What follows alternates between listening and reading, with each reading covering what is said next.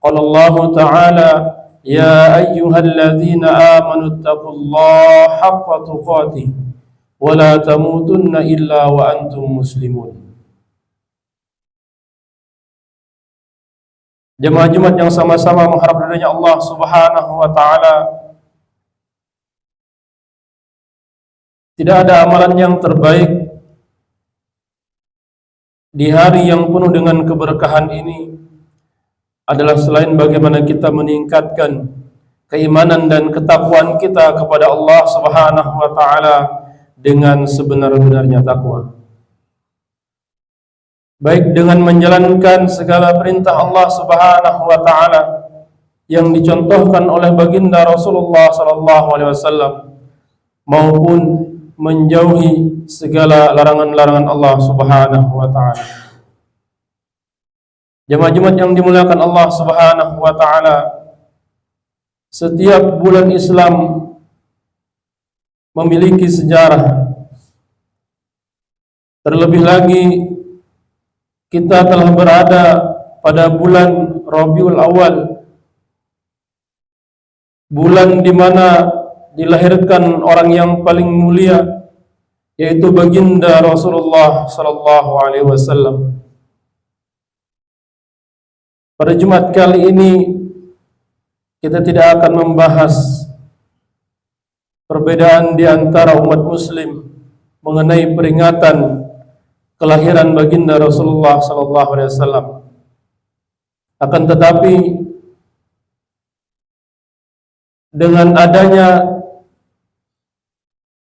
peringatan baginda Rasulullah sallallahu alaihi wasallam, peringatan lahirnya baginda Rasulullah sallallahu alaihi wasallam, cukup bagi kita seorang yang muslim yang beriman kepada Allah Subhanahu wa taala, yang menyatakan diri kepada Rasulullah SAW bahwa kita adalah umatnya, maka hendaklah kita masing-masing bermuhasabah diri, memuhasabah diri kita, mengintrospeksi diri kita.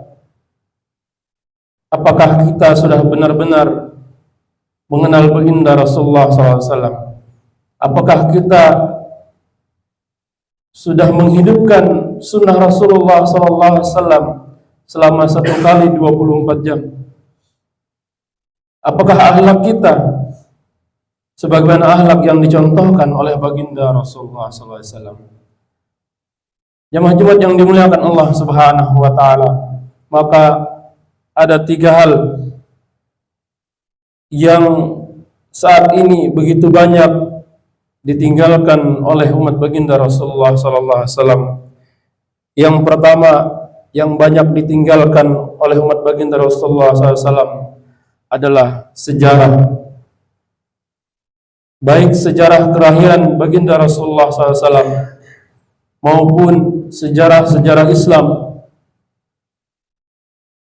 mengenal dari para sahabat, mengenal daripada para nabi alaihi wassalatu wassalam, begitu banyak ditinggalkan oleh orang-orang sekarang.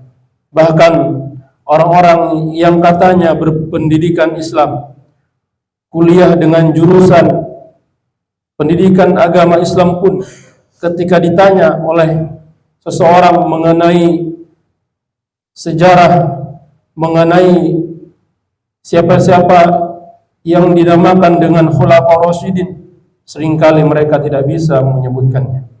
Akan tetapi ketika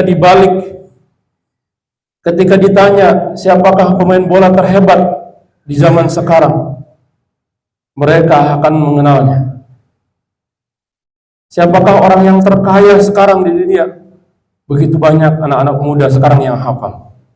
Akan tetapi sangat sedikit anak-anak muda yang hafal, yang mengetahui bagaimana sejarah Islam. Jemaah-jemaah yang dimuliakan Allah Subhanahu wa taala, maka kita sebagai seorang laki-laki, kita sebagai seorang ayah, sebagai seorang pemimpin minimal di antara keluarga kita, maka kita juga punya tuntutan, punya amanah yang besar untuk sama-sama mempelajari sejarah, bahkan kita sampaikan kepada istri dan anak-anak kita, agar mereka tidak buta daripada sejarah Islam, bagaimana agama Islam ini bisa tersebar hingga ke Indonesia. Jemaah yang dimuliakan Allah Subhanahu wa taala. Kemudian yang kedua, banyaknya orang-orang yang meninggalkan sunnah Rasulullah sallallahu alaihi wasallam. Padahal Rasulullah sallallahu alaihi wasallam bersabda, "Taraktu fikum amrayni lan tadillu ma tamassaktum bihima, kitaballah wa sunnat rasuli." Taraktu fikum amrayni, kutinggalkan kepada kalian,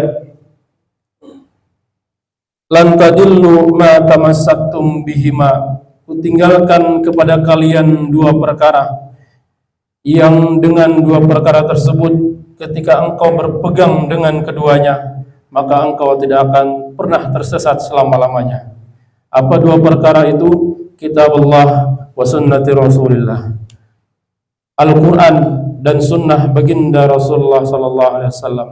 Maka jika seseorang dalam hidupnya selalu berpegang kepada Al-Quran dan dituntun dengan sunnah Rasulullah sallallahu alaihi wasallam, maka insyaallah dia akan selamat di dunia, lebih-lebih di akhiratnya Allah Subhanahu wa taala. Maka sangat disayangkan di zaman sekarang begitu banyak orang-orang yang meninggalkan sunnah Rasulullah sallallahu alaihi wasallam, sehingga ada orang-orang yang menghidupkan sunnah Rasulullah sallallahu alaihi wasallam dianggap suatu hal yang aneh, dianggap suatu hal yang tabu, dikatakan sok paling alim dan lain sebagainya. Padahal itu adalah sunnah baginda Rasulullah SAW, yang jika kita berpegang teguh kepada sunnah tersebut, maka kita akan selamat di dunia, lebih-lebih di akhiratnya Allah Subhanahu wa taala. Kemudian yang ketiga, yang paling banyak ditinggalkan umat manusia sekarang adalah meninggalkan akhlak baginda Rasulullah SAW, tidak menjadikan Rasulullah SAW sebagai teladannya.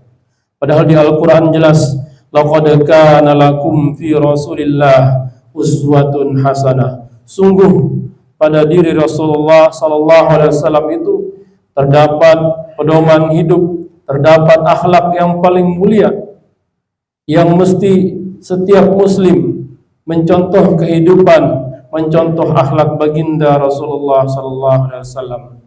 Rasulullah SAW di zaman beliau berdakwah, beliau dilempari dengan batu, dilempari dengan kotoran unta, dikatakan gila dan lain sebagainya, beliau tidaklah marah. Rasulullah SAW adalah seseorang yang jika dihina sifatnya, disakiti fisiknya, tidak akan marah. Akan tetapi ketika agama dihina, maka beliau adalah orang yang paling terdepan untuk membela agama ini. Akan tetapi jemaah-jemaah yang dimuliakan Allah Subhanahu wa taala, sekarang sudah terlihat terbalik. Orang-orang yang ketika dihina dirinya, disakiti fisiknya, maka dia berada paling depan.